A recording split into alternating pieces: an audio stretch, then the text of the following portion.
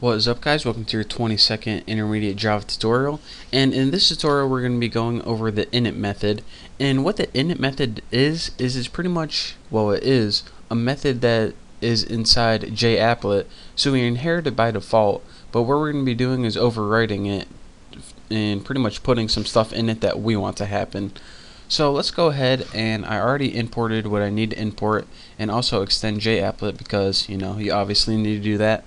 And let's go ahead and build a program that takes two numbers from the user and pretty much adds them together and prints out the answer. So pretty much like a little mini calculator.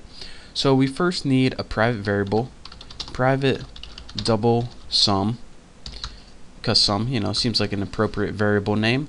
And now what we need to do is overwrite this method init. So public void init, and it doesn't take any parameters. And what init is short for is initialization, or however you say it, irrelevant. And what happens is before your applet even loads or does anything at all, this is what happens first. So if you were building a calculator, before it even started calculating anything, what you need to do is get numbers from them to begin with. So let's go ahead and put string, I'll put fn for first number, and then go ahead and put j option pane. And you guys should know this from, hopefully you've been watching my other tutorials, so I'm not going to go ahead and explain all this. And just go ahead and put show input dialog, and this is pretty much like a prompt box, and the prompt is enter first number. So whatever number they enter, it's going to be stored in the string variable fn, and later we're going to be converting that string into a double.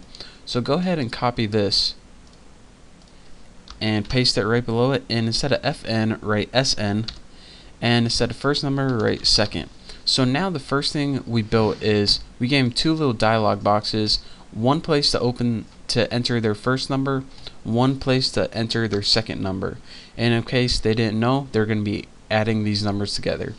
So now what we need to do is we have two numbers, but they're strings right now, and we can't add strings together. If we do, it just looks like one big string. So what we want to do is convert the strings to a double. So go ahead and put double n1 and set this equal to double dot parse double, and go ahead and write fn in there. And what this is going to do is take the string fn, which say it's like 17, and convert it to a double 17. So now we can do numerical methods on it. So let's go ahead and just copy this because I'm too lazy to type it all out, and paste this and put n2, and we want to convert the second number sn and n2. So now we can work with numbers instead of strings, which is a whole lot easier for building a calculator. So go ahead and take that sum variable, and I accidentally pressed the little button. So the sum is n1 plus n2. So easy enough. So now all we have to do is, once we got their numbers and converted them, just print the sum out on the screen. So how we do this with applets again is, and remember this is outside your init method, public void paint, and as your parameter graphics your G object so you can draw with it. And what do we want to paint? Call the superclass of paint, which is of course our G object is our argument, and then go ahead and put g.draw string right there, and it takes three arguments. The first one is what do you want to draw, and we'll put the sum is, and just put plus sum, and argument, the two other arguments are where you want it to be. So we'll put 25 and 30, so it appears somewhere in the middle of the screen. So just go ahead, and that's that. So let's run this, make sure you don't have any errors, and I'll go through it one last time. So here's my applet right here. Enter first number 95.8, and enter second number 42. Press OK, and it says in my little applet viewer the sum is 137.8. So pretty sweet. So one last time, here's how it worked. We inherited and extended everything we need to do. Then we created a blank double variable called sum that didn't store anything yet. That's why I called it blank. Then the first thing it does is it goes to this init method, initialize, however you say it. I can't even say it right now. And we pretty much got two variables, fn, which stored the first number, and sn.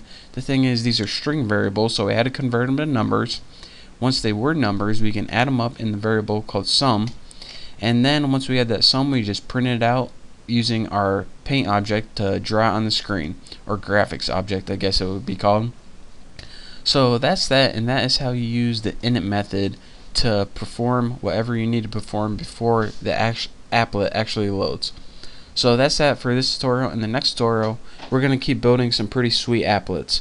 But for now, thank you guys for watching. Don't forget to subscribe, and I'll see you next time.